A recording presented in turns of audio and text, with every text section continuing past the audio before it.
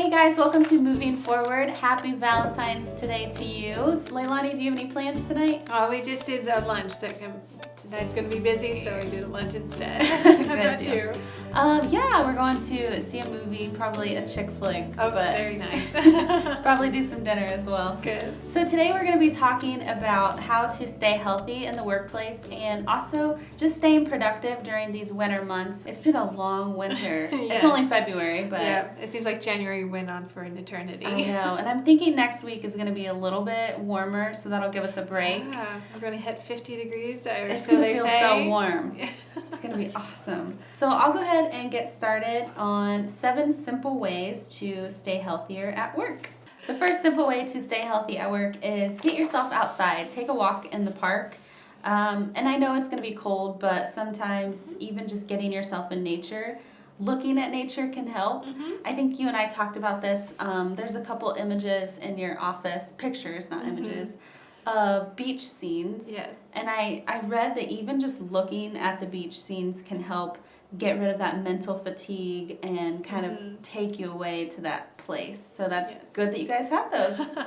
I noticed too, if you rotate your, like even if you have it on your screensaver, rotate it out a little bit more often. You know, if you have it up for a whole month, you might want something new and fresh. So even that can help with just by the frequency of changing it.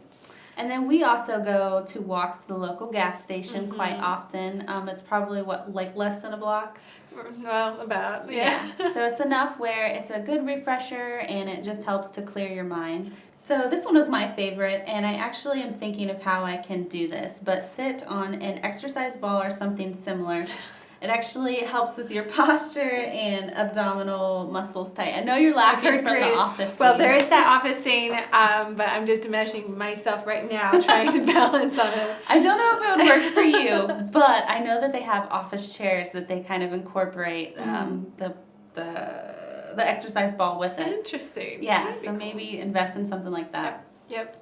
The next one is keep moving. Experts say it's unhealthy to actually sit for long periods of time. I think we all know this, but it's something that we don't quite look at closely. It says to actually take breaks every hour or two. And another thing I read is to work for 50 minutes, take a 10-minute break, and then work for 50 more minutes. Something about that, I've heard that is too. good for your brain. So the next tip is to watch your posture. And we've talked about this before, but this is one of my biggest struggles for sure. I catch myself like a reflection of myself, and I'm totally hunched over, and I'm just like, I need to stop doing that. I always think you have such great posture when I come into your office. You're just sitting there working away. Thanks. Maybe I'm only hard on myself. But this is the number one that gets people in trouble with as far as their health, is their posture. Tips to kind of combat that is sit close to your workstation. Keep your eyes at monitor level. Keep a keyboard that doesn't involve reaching too high or too low. Did it say anything about your legs, like how your legs are supposed to be positioned? It does not. Do you have any tips on that? I don't know. I bet some people they'll cross their legs a certain way, and so I know for me right now, if I cross my legs, cross them, they will fall asleip. So that's I'm trying to avoid that right now. I will sit crisscross Indian style in my chair a lot of times, and I don't know if that's a good thing or a bad thing, but it probably stretches my legs a little bit. Yeah, I do that more when we have a couch in our office, and so when I sit on the couch, it tends to be more Indian style too. Yeah. Yeah.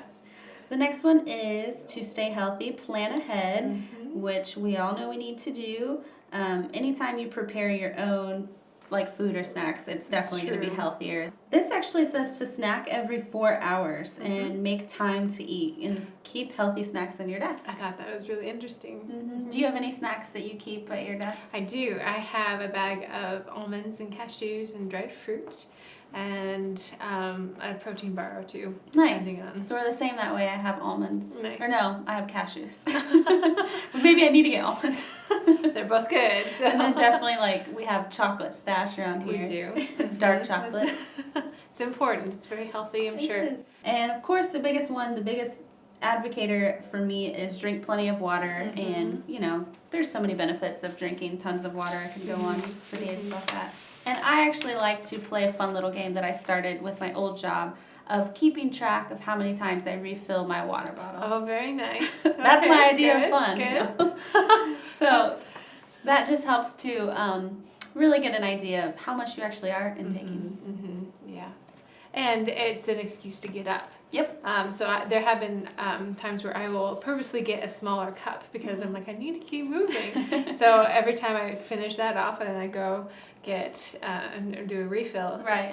it's more often. It's another excuse that I have to move around. Yep. So. The other one that we try and do every Friday is, well, hopefully more than Fridays, but we do a deep cleaning on Fridays. It's true, we do. Good hygiene. 62% of Americans eat lunch at their desks. Mm-hmm. No surprise there.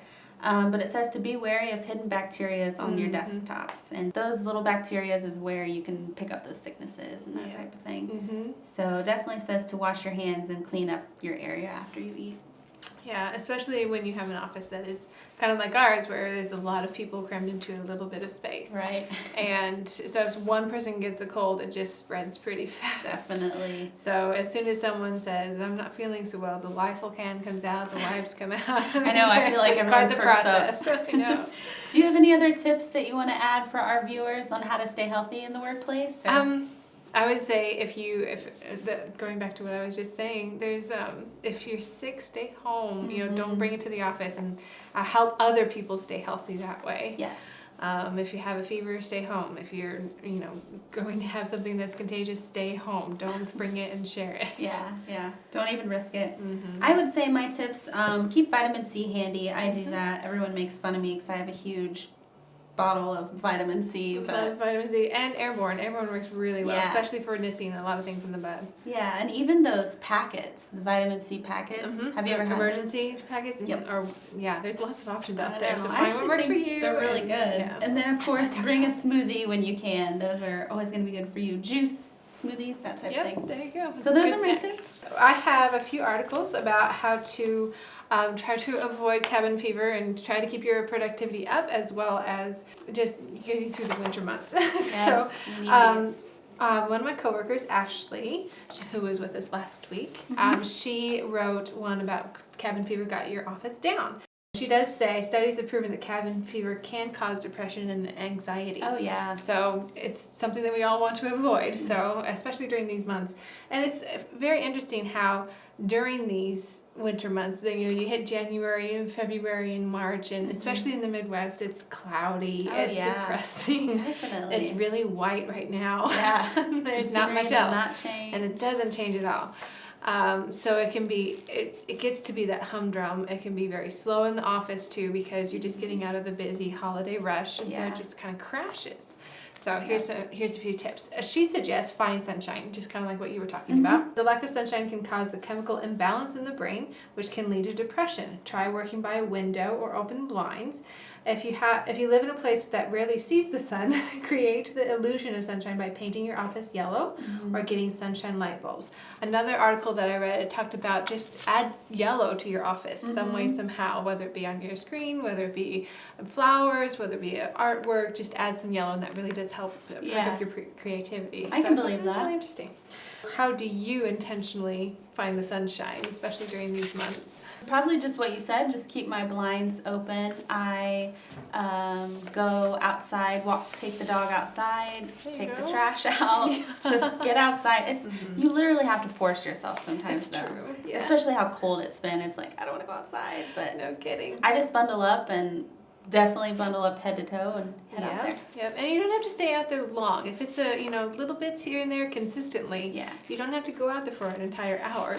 Please don't. It's not when it's 25 degrees below. Yeah. Yep. The other one she says is embrace change, and I loved this one the best because she says try new things to keep boredom at bay. For instance, go on a quick weekend trip to explore a new city or see an old friend. Rearrange your office space to get a new perspective. Try a new restaurant for lunch and mix up your routine. And I think that's really important for the humdrum that happens in January and February. Oh yeah. And it's reconnect with that friend over lunch. And you have your lunch hour for a reason, so take advantage of that opportunity. Maybe get to know someone in your office. Yeah. Go try something else new as a restaurant on your own if you need to. Just escape, find those little escapes that you can have yourself. Spice up your life. Exactly. So in that vein, what would you like to be trying next? Ooh, I am always all for trying new cities, and I love going to new coffee shops, new restaurants in those cities. So I always like to, when I go to a new city, is go on Yelp and There you go. see what the Sure. locals go to. And that's the best way to find. Yeah, and you don't even have to go to a new city. I mean, Exactly. stay local and find out what's happening in your own city. Especially in Fort Wayne, where I live, there are literally so many restaurants. So It's true. All right, so then we have 12 tips for staying productive through the bleak winter months from Forbes. I really appreciated this quote. It says, people struggle with being productive in the winter for a number of reasons. So it's not just one. Don't think you're going crazy. It's not just one. In January especially, there can be a post-holiday letdown. In areas where it's quite cold or very wet, people feel confined to the indoors, which leads to illness or cabin fever. Still, other people find that they've already broken their New Year's resolutions and feel discouraged about themselves. And finally, those who suffer from seasonal affective disorder, or SAD, or other mental health conditions can find the darkness of winter especially difficult, making them less productive and interested in work. And so it was really encouraging to me to think it's not just, it's the holidays or whatever reason. There are several reasons that could be contributing to that. Definitely. So part of the job of taking action to take care of this is to find out what that is. Right. And sometimes it does mean you have to go to the doctor and see if your vitamin D is low or something. Yeah. Sometimes especially if it it's just like means severe. Yeah. And there's no reason that you should be continuing in this pattern. So try to find out what's going on. The article then goes on to talk about how you shouldn't suffer through the winter blues, but to take action. And then they give 12 tips. So a few of them. We're not going to go through all 12, just a few of them. First one I really liked was set goals. The wintertime tends to be pretty slow for a lot of businesses, not all, but for a lot of businesses. So how can you utilize the slow time to benefit your team, benefit yourself, grow in different areas, start working on new products? What is it that you can utilize that time to do to grow your business? So set new goals, whether they're little, whether they're massive, going to bring out something new in the summer. Use that time. So with setting goals, do you set goals for yourself, and do you find yourself doing it more in the winter months, or are there other certain times that you do it during the year? I don't know if I necessarily have a pattern. I definitely wanted to set goals with this new year. I started here in August, so this was the first January that I had here. So I set personal goals as far as just improving my work relationships with some of my clients and just other sort of personal work goals. That's great. Yeah. So firm believer in setting goals, though, definitely. Next is one of these goals could be to spring clean. It says many people wait until the weather warms up before they do their spring cleaning at home, but you can do it at work when it's freezing outside. Take advantage of the fact that you prefer to be inside at this time of year. Go through all your hard files, your computer files, throw out or delete anything that is no longer useful to you. So I thought that was especially for the office, you've gone through the holidays, now it's time to just kind of do a regroup, refresh, get your office back in order. Right. I just did that the other day. Oh yeah? How long did it take you? Well, I didn't even plan on it. It was like my mind was just not wanting to cooperate. It just was like, I'm kind of done. And I was like, okay, we're going to do something else. So I cleaned out my file cabinets, just threw away some stuff that I didn't need. Sure. But one thing I do need to do is update or delete a lot of the stuff off my computer that I don't need. I need to get better about doing that. So if I need to, probably some of you guys do too. It's interesting how it's so easy to keep my computer kind of awkwardly organized. I mean, I know where things are, That's a but good word it's not quite as organized as it could be. Exactly. My desk is pretty organized. I at least know where everything is on that one. It's a small desk. It's kind of hard to lose anything. But on my computer, I might have to search for something at least twice a day. Yeah. So it's time to go through that and make it as easy and as flow as possible. And there's so many apps now, too. Oh, no kidding. Yeah. I use Evernote, which I just discovered recently, but I'm probably a little behind on the times on that one. That's all right. But I'm finding more and more ways to have Evernote help me. So there's tons of organizational apps that you can use. Well, too. and Evernote it does a lot of things. It's not just hey, there's this cool thing you should try. Yeah. So check it out. The other goal the other tip is to be social. Avoid eating lunch at your desk alone. Ask coworkers to join you in the cafeteria or at a nearby restaurant. Being social helps break your isolation and connect in new ways with others at work. The happier you are, the more productive you'll be. So whether you're going to try to build up relationships within the office or with friends outside socially, do something outside. Don't just isolate yourself away from everybody else. And it's almost like sometimes the more that, like, you'll not want to do anything, but then once you're in the moment, that gives you that push, and you're like, I am feeling better. And so it's just a matter of forcing yourself to be social. I agree. And sometimes, I mean, we'll do some brainstorming sessions back and forth, but it's over email. And while it's okay and while it works, it'd be probably more fun and interactive and also more productive if you're doing it in person. Okay, next it's 10 weird tricks that make you more productive from Women's Day. Interesting. And there is several that are really cool. Some will apply to certain offices, some just won't. But some that I thought were kind of universal. One is bring your work to a coffee shop or maybe another restaurant or somewhere where, of course, you need internet access. But the new location, the new environment, they said that just the busyness and the buzz that's going on around you can actually help your productivity get more focused. I can believe that. So what's your favorite outside of the office location that you work at? If I'm not working at home, there is a coffee shop called Firefly Coffee House. Oh, yeah. Have you been there? Yeah. Yeah, really I really like that one. I like to people watch. Nice. So I just like to have my headphones on and watch the people. And there's definitely regulars. And it's just a cool environment because you can tell that some of them know each other. And just fun to watch, like, there's different. a community. Yeah, That's it's like so a community neat. sense there. So. Nice. Stop multitasking is the next one. And this one was kind of a surprise for me because a lot of jobs that I've seen, the description, they say able to multitask, able to do this, able to do that. And so it seems like it's a highly desired skill. But it says stop multitasking. Focus on one task at a time. I've heard this too. And get it done and off your to-do list.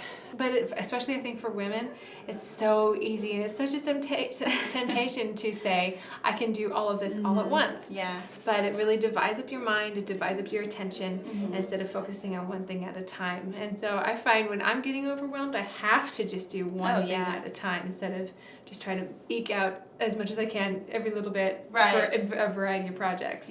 But it was kind of that reminder of it's okay to just do one thing at a time. As a woman and as a as a professional, it doesn't help all the time to just be multitasking.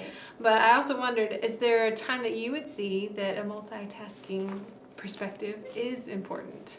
I think definitely multitasking has its time and place. For me, like cleaning, like at home, I clean better and more productive if I'm doing a couple different things. So say I'll have like a show on TV while I'm cleaning, or I'm listening to a podcast while I'm cleaning, something like that. Sure. So something, I think what it comes down to is something that can be mindless, so you can focus on something that is going to take a little bit more of your mind. So the idea is not to try and split your mind into 20 different places at work. Especially. And I do notice that when I'm multitasking, it takes me a few seconds to kind of really zero back in on what I was working on once I switch off. Yes. So they were talking about that. I can definitely agree that, like what I said earlier, the 50-10 rule really can apply. So nice. The last one is race the clock. I love this idea because this tip mentions the competition is a great motivator.